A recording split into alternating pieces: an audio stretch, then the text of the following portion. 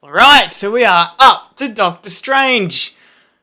This is yet another weird movie, kind of like Ant-Man, but with magic. So, I've been looking forward to this one. And the first thing I'm gonna get into is the visuals. Now, this is something that many people have said. Right, this is not new news, okay? It's kind of old news, but I just want to touch it and say I love the visuals in this movie. For me, the visuals alone is what brought me back to watch this movie. This movie doesn't have much in way of drama. Like it has drama, but it's not one of Marvel's best movies.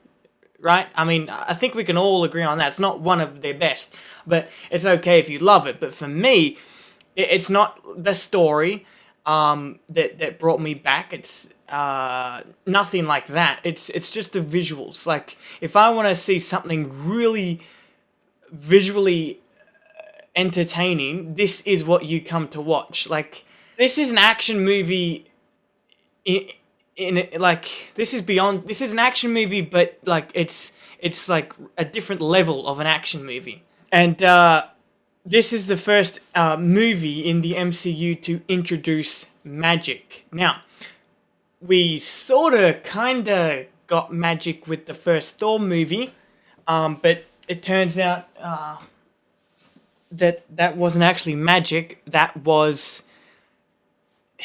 the way Thor explained it is that they are just so advanced that their technology and their abilities comes across as magic. That's how Thor explained it in his movie, but that's also what Kevin Feige, the executive producer, the boss of Marvel Studios, said officially. So this movie is officially the first time that we ever get to see magic, and the MCU is all the better for it because I have been waiting for magic. I mean, like when I was watching Thor, I was expecting them to do magic, but they didn't because I guess they wanted to keep Thor separate from Doctor Strange, even though in the comic books, Asgardians do use magic. I don't know. It's really weird. So I'm just gonna let's move on to something else. Another thing that this movie introduces is the multiverse. Now, it doesn't go too deep. It doesn't explore the multiverse. It's just like an introduction to the multiverse. And I grew up with DC, so I know a bit about the idea of the multiverse because I'm a huge fan of The Flash. So going in to watch this movie, it was really interesting seeing a different version of a multiverse. And it's weird because I am used to seeing the multiverse in the Flash's storyline. I'm used to seeing speed as the only way to jump around the multiverse. So seeing magic as a way to jump around the multiverse, it's weird and something I will have to get used to, but it doesn't actually stop me from liking the movie and the whole Doctor Strange story. It actually gets me more interested because there could be so many more things that could happen in this multiverse, whereas there are things in the Flash's multiverse that may not happen in this. So it's just the difference allows for more exploration, I guess. Alright, so when this movie was coming out, well, not when it was coming out, but the build up to it, you know, when they were casting people trying to look for someone to play Doctor Strange, I, and a lot of other people around the world, surprisingly, were thinking Benedict Cumberbatch. And I was begging for this guy to play Doctor Strange. And we do have him now as Doctor Strange. He looks the part and plays the part well because, you know, Sherlock and other characters like Sherlock, he's good at being the arrogant, egotistical one. Right? So, he is good as Doctor Strange, but there was another person that was rumoured to play Doctor Strange. Phoenix something. Joaquin Phoenix, I think his name was.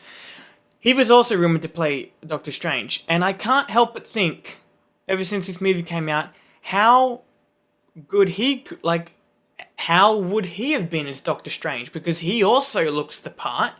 So I was just thinking, like, yeah, I don't know.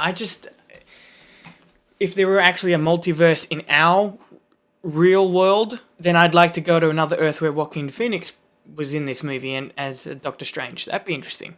Anyway, Doctor Strange's story, Stephen Strange, was extremely similar to Tony's. Also, I might add that the villain for Ant-Man was very similar to Warmonger in the first Iron Man movie. You see where I'm getting at now? It seems like that they keep milking the proverbial cow that was the success of the first Iron Man movie. Like, they keep taking certain beats from that movie, putting it in other origin movies, like the first Ant-Man or the first Doctor Strange.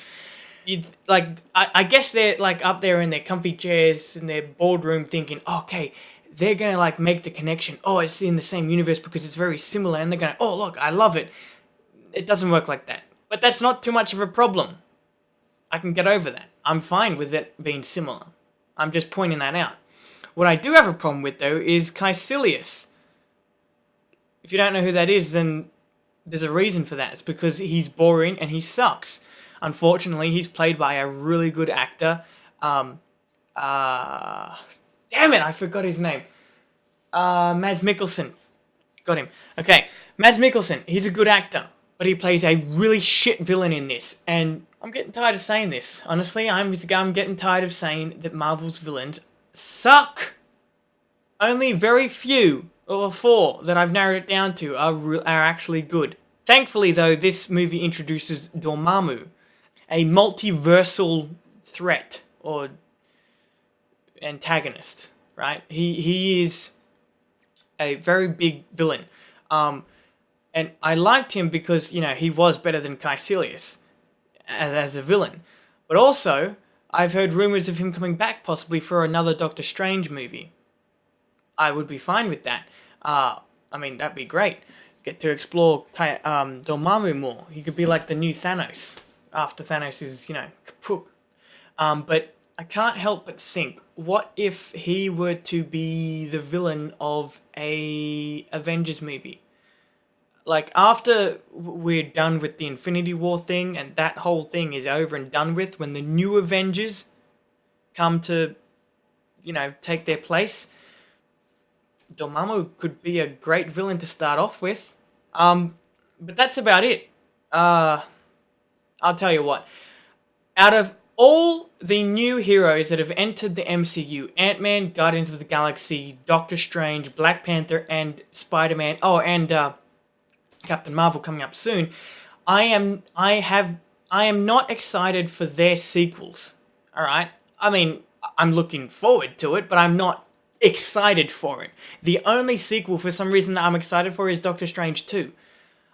I don't know, it's just, anyway. So, I can't wait for Doctor Strange 2. When the hell are they going to make it? Anyway, I'm going to see you in my review for Iron Fist. There is a lot to say about that one.